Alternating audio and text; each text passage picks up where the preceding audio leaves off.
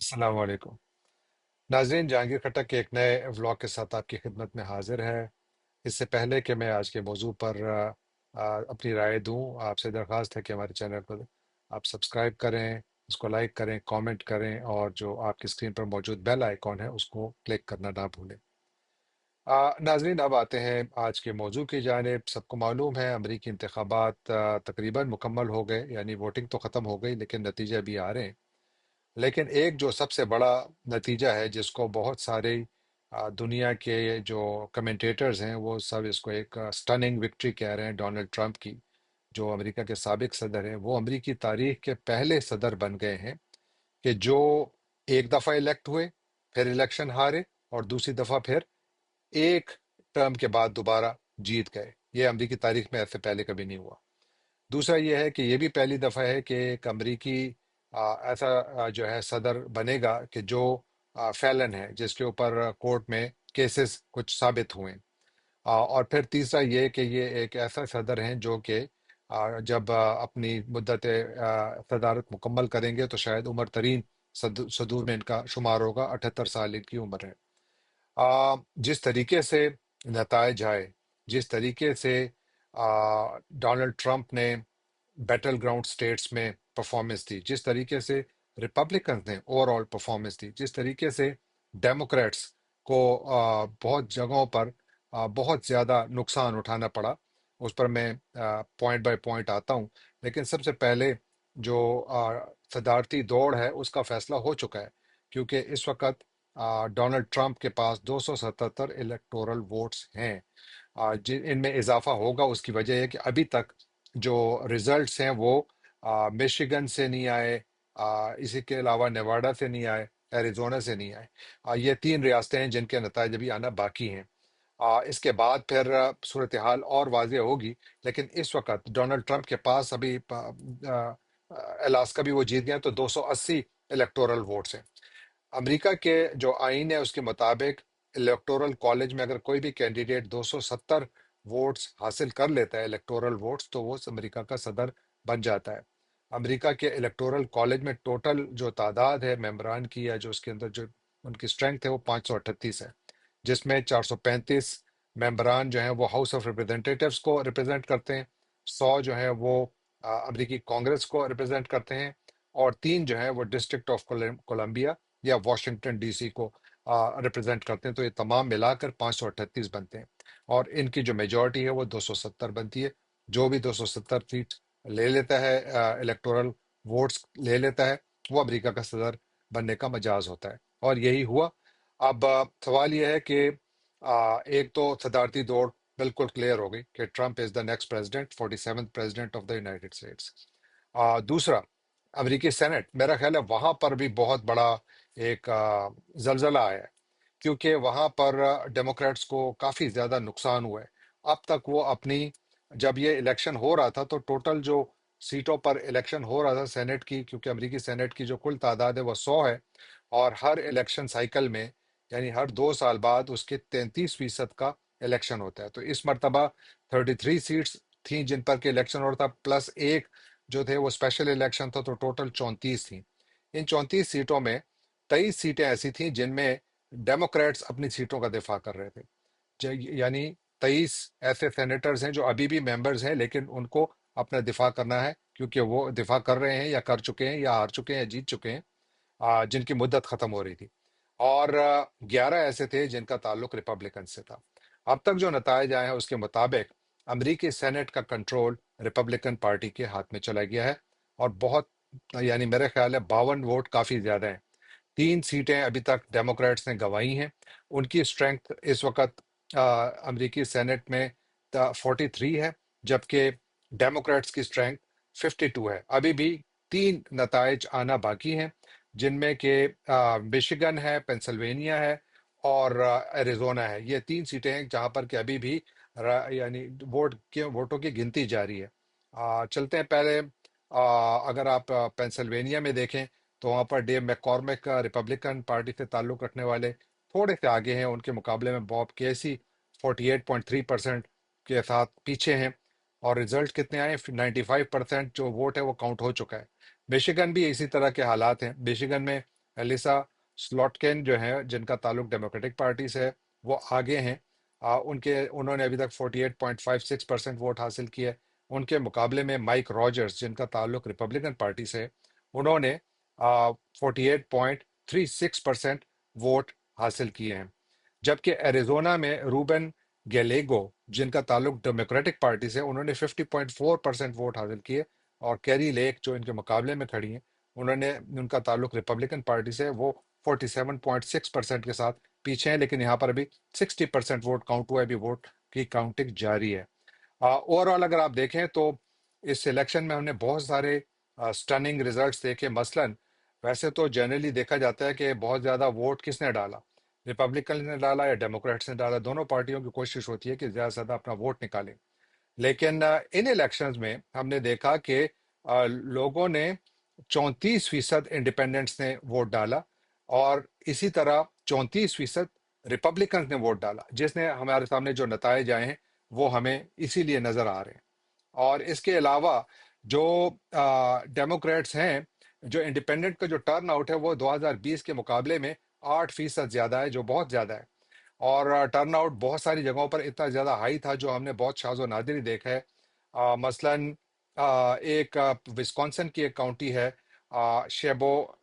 شیبوئیگن county, وہاں پر شیبوئیگن county میں جو ٹرن آؤٹ تھا 93% تھا، بہت زیادہ تھا۔ تو اس لیے اوور آل ٹرن آؤٹ بھی بہت زیادہ ریپبلکنز کا ہے اور انڈیپینڈنٹس کا ہے۔ ریپبلکنز میں تو ویسے ہی ڈونلڈ ٹرمپ کو ووٹ دینا تھا، اور جو انڈیپینڈنٹ سے لگتا ہے کہ ان کا ووٹ بھی انہی کی طرف گیا ہے، ڈونلڈ ٹرمپ کی طرف گیا ہے۔ ایک اور بڑا فیکٹر مسلم ووٹ، جس کا ہم نے پہلے بھی ذکر کیا ہے، لگتا ہے مسلم ووٹ نے بہت ڈیسائسو رول پلے کیا ہے، اسپیشلی جو بیٹل گراؤنڈ اسٹیٹس ہیں وہاں پر۔ اب تک جو ریسرچ سامنے آئی ہے اس کے مطابق تقریباً 30% مسلم ووٹ ڈونلڈ ٹرمپ کے حق میں گیا ہے، اور اسی لیے وہ بہت بڑے مینڈیٹ کے ساتھ ایک بہت طاقتور صدر کی صورت میں سامنے آئے ہیں۔ اب دیکھنا یہ ہوگا کہ وہ اپنے ایجنڈے پر کس طریقے سے عمل کرتے ہیں، کیونکہ ابھی تک الیکشن کا جو فیصلہ ہے وہ تو ہو چکا ہے، اور جو انہوں نے اپنی جو وکٹری سپیچ دی ہے اس میں بھی انہوں نے یہی کہا ہے کہ میں جو ہے جنگیں ختم کرنے آئے ہوں، جنگیں شروع کرنے نہیں آئے، جو کہ بڑا اہم ہے نقطہ ان کا۔ اور ساتھ یہ کہ انہوں نے کہا ہے کہ میں امریکہ کی تعمیر نو کروں گا، امریکیوں کے مفادات کا خیال رکھوں گا، وغیرہ وغیرہ۔ تو کافی وسیع تقریر تھی ان کی بھی۔ اور ساتھ پھر جو ہے وائٹ ہاؤس کے اندر خاموشی ہے، وہاں پر اس وقت کوئی بیان نہیں ہے کیملا ہیرس کی طرف سے بھی، اور صدر بائیڈن کی طرف سے صبح کے 10:30 بج رہے ہیں، ابھی تک کچھ نہیں آیا۔ اب آئیے چلتے ہیں ذرا ہاؤس آف ریپرزینٹیٹیوز کی صورتحال دیکھتے ہیں، جہاں پر کہ کسی بھی پارٹی کو میجورٹی حاصل کرنے کے لیے 218 سیٹیں درکار ہیں، یعنی ہاؤس آف ریپرزینٹیٹیوز کی جو ٹوٹل اسٹرینگتھ ہے وہ 435 ارکان پر مشتمل ہے، اور وہاں پر جو میجورٹی کسی بھی پارٹی کو حاصل کرنے کے لیے 218 سیٹیں درکار ہوتی ہیں۔ اس وقت جب میں یہ ریکارڈ کر رہا ہوں ولاگ، تو ڈیموکریٹک ریپبلکن پارٹی نے ابھی تک 190 سیٹیں جیتی ہیں، جبکہ ڈیموکریٹک پارٹی نے 172 سیٹیں جیتی ہیں۔ اب تک جو ڈیموکریٹک پارٹی کے 3 ایسے ممبرز آف کانگریس ہیں جو اپنی سیٹوں کا دفاع کرنے میں ناکام ہو گئے، گویا ریپبلکن پارٹی نے 3 سیٹیں گین کی ہیں ہاؤس آف ریپرزینٹیٹیوز میں۔ دیکھنا یہ ہوگا کہ الٹیمیٹلی اس کا رزلٹ کیا آتا ہے، کیونکہ امریکہ وسیع ملک ہے، اور یہاں پر جو الیکشن کے جو نتائج ہیں اس میں اسپیشلی جو لوکل ریسز ہیں اس میں تھوڑا ٹائم لگ سکتا ہے۔ تو میرا خیال ہے کہ اس کا ابھی ٹائم شاید تھوڑا اور بھی لگے گا، لیکن ریزلٹس آ رہے ہیں، اور میرا خیال ہے کہ آج شام تک یا کل صبح تک بالکل کلیئر ہو جائے گا کہ کون سی پارٹی، یا شاید آج شام تک ہی کلیئر ہو جائے کہ کون سی پارٹی نے میجورٹی ون کی ہے کسی بھی ہاؤس آف ریپرزینٹیٹیوز میں۔ تو اوور آل امریکہ کا سیاسی نقشہ بالکل بدل گیا ہے۔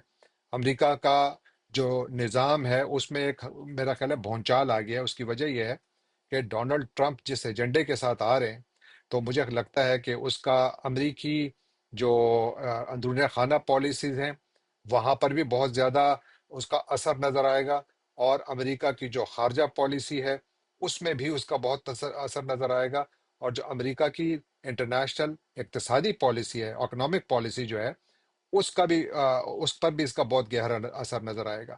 اور ٹرمپ چونکہ ایک بڑے ریڈیکل ایجنڈا کے ساتھ آ رہے ہیں، اور وہ اس کو اگر امپلیمنٹ کرتے ہیں تو ہمیں دنیا میں بہت کچھ یعنی چینج ہوتا نظر آئے گا۔ اور سب سے بڑھ کر بات یہ ہے کہ امریکہ جس ڈائریکشن میں اب جائے گا، کیا وہ جنگوں کو مزید ہوا دے گا؟ یعنی ہوا دینے سے مقصد یہ نہیں کہ امریکہ جنگیں چھیڑ رہا ہے، بلکہ ہوا دینے سے مقصد یہ ہے کہ جنگوں میں مزید اسلحہ دے رہے ہیں، مثلا وہ یوکرین میں ہو یا اسرائیل میں ہو۔ اگر ایسا ہوتا ہے تو پھر تو امریکی پالیسی میں کوئی چینج نظر نہیں آئے گی۔ لیکن ٹرمپ نے جو وعدہ کیا ہے، اور انہوں نے اپنی جو وکٹری اسپیچ میں جس طرح بھی میں نے ذکر بھی کیا کہ انہوں نے کہا کہ میں امن لانے آیا ہوں، میں جنگیں شروع کرنے نہیں آیا ہوں، تو یہ ان کا ایک امتحان بھی ہے۔ دیکھنے پڑے گا کہ وہ ڈپلومیٹیکلی کتنا صدر پیوٹن پر، ولاڈیمیر پیوٹن جو کہ رشین صدر ہے، ان پر کتنا اثر رکھتے ہیں کہ یوکرین میں ایک اس کا سیاسی تصفیہ نکالیں اور اس کا کوئی ایسا طریقہ نکالیں کہ وہ جنگ ختم ہو۔ اور اسی طرح غزہ اور لبنان میں اسرائیل کی جانب سے جو وحشیانہ بمباری کی جا رہی ہے، اور تقریباً 44,000 لوگ، بلکہ 45,000 لوگ اپنی جانیں گنوا چکے ہیں لبنان اور غزہ میں، یا اس سے بھی زیادہ۔ تو میرا خیال ہے کہ یہ ان کے لیے بہت بڑا امتحان ہوگا کہ وہ اسرائیل کے وزیر اعظم بنجامن نیتن یاہو پر کتنا زیادہ اثر رکھتے ہیں اور کتنا ان کو کنونس کر سکتے ہیں کہ وہ اپنی پالیسی کو چینج کریں اور یہاں پر جنگ کو ختم کریں۔ اور پھر ساتھ جو انٹرنیشنل ٹریڈ ہے، میرا خیال ہے اس پر بھی اس کا بہت گہرا اثر ہوگا، کیونکہ صدر ٹرمپ نے پہلے ہی کہا ہے کہ میں پروٹیکشنسٹ پالیسیز کو لاؤں گا، یعنی ایسی پالیسیز لاؤں گا کہ جس میں کاروباری فائدہ ہمیں بھی ملے، یعنی امریکہ کو بھی ملے، اور اس کے لیے اگر ہم سے کوئی مصنوعات ہم پر بیچتا ہے تو اس کا بھی کچھ منافع ہمیں ملنا چاہیے۔ تو میرا خیال ہے اس کی وجہ سے یہ اس کا اثر صرف چائنا کے ساتھ ٹریڈ پر نہیں ہوگا، بلکہ اس کا اثر پوری دنیا کے ساتھ ہوگا، اسپیشلی ود یورپین یونین، جہاں پر کہ امریکہ اور یورپین یونین کا بائیلیٹرل ٹریڈ ہر سال کا 800 ارب ڈالر سے زیادہ کا ہے۔ اور دیکھنا یہ ہوگا کہ کس حد تک وہ یہاں پر یورپینز پر کوئی نئے پریشرز لاتے ہیں نہیں لاتے، یہ سب کچھ دیکھنا پڑے گا۔ اور پھر گھر کے اندر اندرون خانہ جو انہوں نے کہا ہے کہ میں ماس ڈپورٹیشنز کروں گا اور بہت سارے لوگوں کو جو غیر ملکی ایسے یہاں پر آئے ہوئے جو کہ غیر قانونی طور پر مقیم ہیں، ان کو میں نکالوں گا، تو دیکھنا ہو کیا وہ اس میں بھی کامیاب ہوتے ہیں۔ تو بہت سارے سوالات ہیں ٹرمپ کی پریزیڈنسی پر، اور میں گاہے بگاہے ایک یعنی اگر اکنامک ریلیشنز ہیں انٹرنیشنل، اس کے اوپر میں علیحدہ کروں گا بات، اور پھر جو اوور آل جنگوں کو خاتمے کے لیے جو مختلف ایلیمنٹس ہیں ان کے، اس پر بھی بات کروں گا۔ لیکن اب تک کے جو نتائج ہیں، بے شک کہ امریکہ میں بہت سارے لوگ اس پر حیران ہیں، کیونکہ ڈونلڈ ٹرمپ کا جو بیانیہ ہے، امن کا بیانیہ، وہ بہت زیادہ بکا ہے۔ اور کیملا ہیرس کا جو بیانیہ تھا جس میں بہت زیادہ ابہام تھا، اور اس کی وجہ سے وہ شاید کافی زیادہ ان کو نقصان ہوا ہے۔ نہ صرف کیملا ہیرس ہاری ہے، بلکہ ڈیموکریٹک پارٹی ہاری ہے۔ اگلے ویلاگ تک جہانگیر خٹک کو اجازت دیجیے۔ جانے سے پہلے ایک دفعہ پھر آپ سے درخواست کہ ہمارے چینل کو سبسکرائب کیجیے، لائک کیجیے، کامنٹ کیجیے، اور بیل آئیکن کو بٹن دبانا نہ بھولیے گا۔ اگلے ویلاگ تک پھر آپ سے ملاقات ہوتی ہے۔ بہت بہت شکریہ۔